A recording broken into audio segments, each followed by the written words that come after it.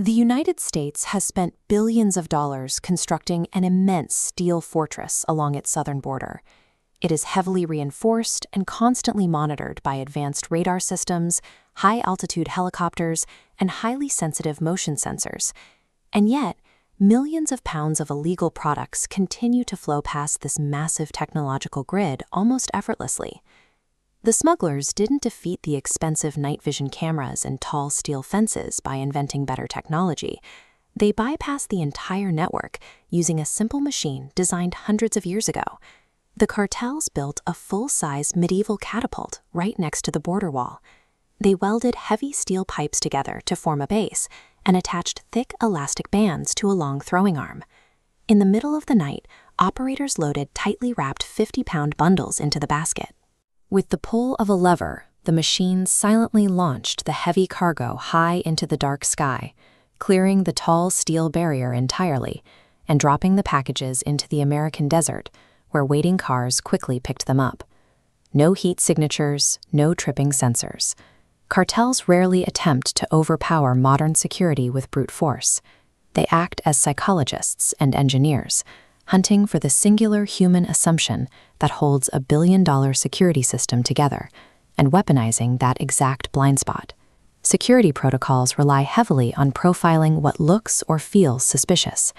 Knowing this, smugglers intentionally hide their cargo inside objects protected by deep social taboos or dense natural properties. In the early 1970s, an American drug boss named Frank Lucas built a massive operation known as the Cadaver Connection.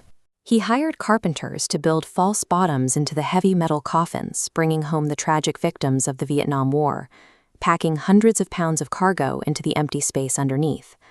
Military customs officials were too respectful to aggressively search the boxes carrying dead soldiers. The shipments flew on official government airplanes and landed safely at military bases in the U.S., skipping normal border control completely. Decades later, cartels targeted the inherent innocence of tropical fruit.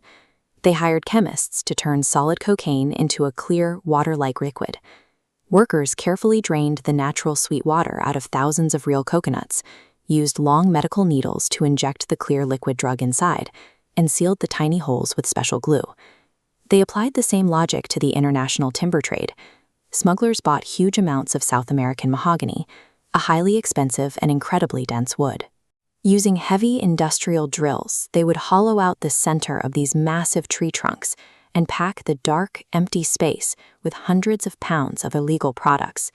The physical science here is brilliant.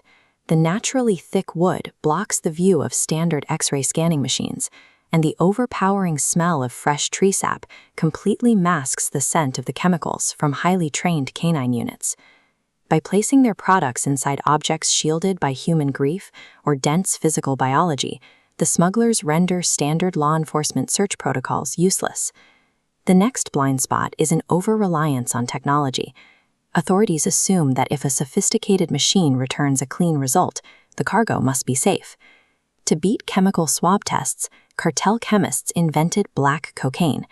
By mixing regular white powder with compounds like charcoal, they created a dark, messy substance that looks exactly like printer ink or fertilizer, while completely hiding the strong smell from police dogs. This animation shows exactly how the dark mixture defeats security. The extra chemical compounds actively jam standard police testing kits.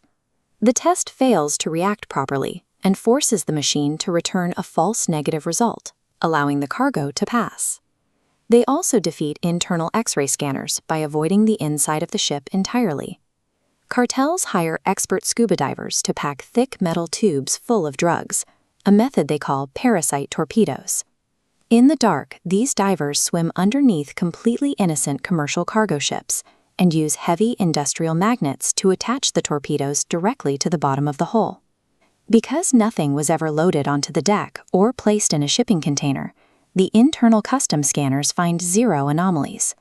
The crew sails across the ocean completely unaware they are dragging a fortune in illegal cargo, which another team of divers detaches upon arrival. But their ultimate stealth engineering happens deep in the Colombian jungle, where workers spend millions of dollars building massive, custom narco submarines. These semi-submersibles travel almost entirely underwater. The builders use fiberglass instead of standard metal to make the vessels practically invisible to military radar. To hide from thermal cameras looking for hot engine blocks, they designed clever cooling pipes that mix the hot exhaust with freezing ocean water before it ever leaves the ship. When border guards trust their electronic sensors more than their own eyes, the cartels simply engineer ways to make those sensors go completely blind. The authorities usually hunt for criminals who behave like criminals, moving in small numbers, staying in the shadows, and acting nervous.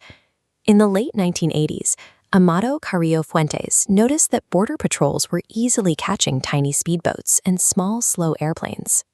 So he bought an entire fleet of enormous Boeing 727 airplanes and ripped all the passenger seats out to create massive empty cargo spaces.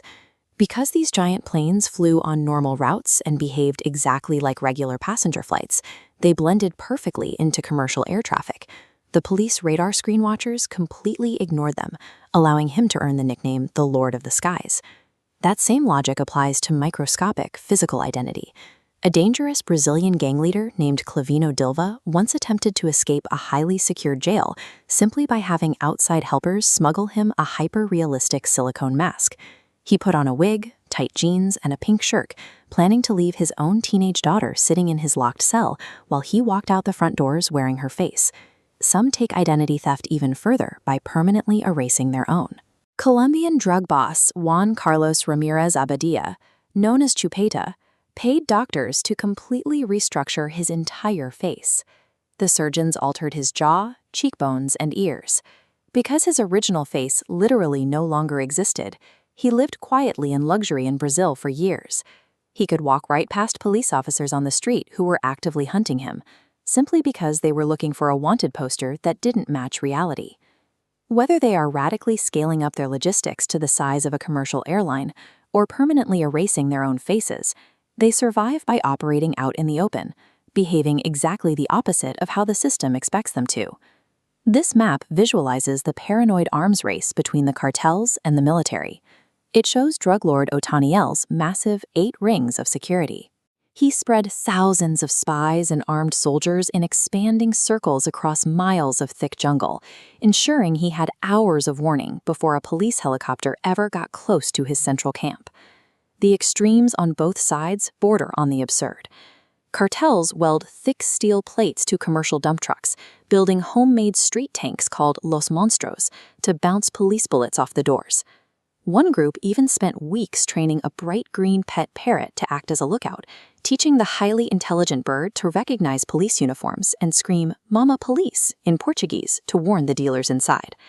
They even went totally dark digitally, paying thousands of dollars for modified EncroChat smartphones, with the cameras, microphones, and GPS trackers physically ripped out. If raided, a single panic password permanently deleted every message on the network. So, with autonomous ghost submarines, flawless silicone disguises, and total digital invisibility, how do authorities ever actually win? Because the cartels are human, and human beings always make mistakes. Remember Clavino Dilva's flawless silicone mask? He made it past several heavy security checkpoints inside the prison, totally fooling the guards. But at the very last gate, his nervous, awkward walk gave his panic away. They made him strip the disguise off on camera. And Chupeta, the man who erased his own face, he forgot to change his voice. The police secretly recorded his private phone calls, and voice analysis software proved it was a perfect match to his old recordings, putting an end to his luxury life in Brazil. In a multi-billion-dollar war defined by advanced radar, extreme chemical engineering, and brilliant deception, the ultimate point of failure for everyone involved is always basic human error.